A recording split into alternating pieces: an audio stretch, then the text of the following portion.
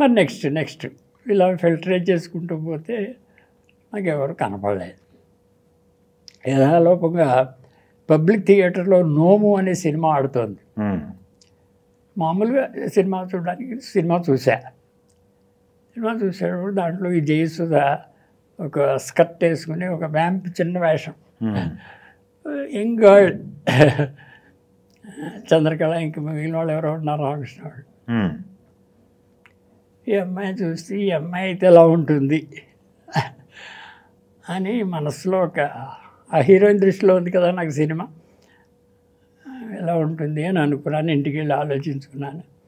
సరే ఇప్పుడు పెద్దవాళ్ళు ఎవరు దొరకలేదు, మన సబ్జెక్ట్కి బాగానే ఉంటుంది అమ్మాయి, ఒక ఇన్నోసెంట్ గర్ల్ గాను అని చెప్పి డిసైడ్ చేసుకున్నాను. అయినా ప్రొడ్యూసర్ ఒప్పుకోవాలి కదా అని ఆయనతో చెప్పా.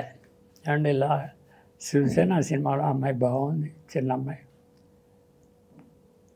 ఆయనేమో మాకేం తెలియదండి, మమ్మల్ని ఏమో అడగద్దు, మీరు you decide yourself, you are the director అంతేనా, మాట్లాడలేదు. అయితే ఇంకేం బాగానే ఉంది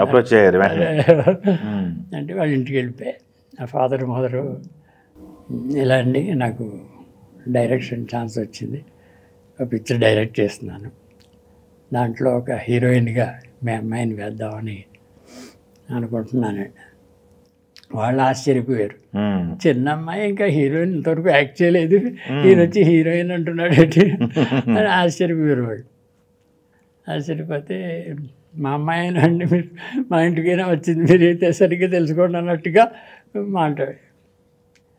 అమ్మాయిని పిలిచారు, వచ్చి కూర్చుంది.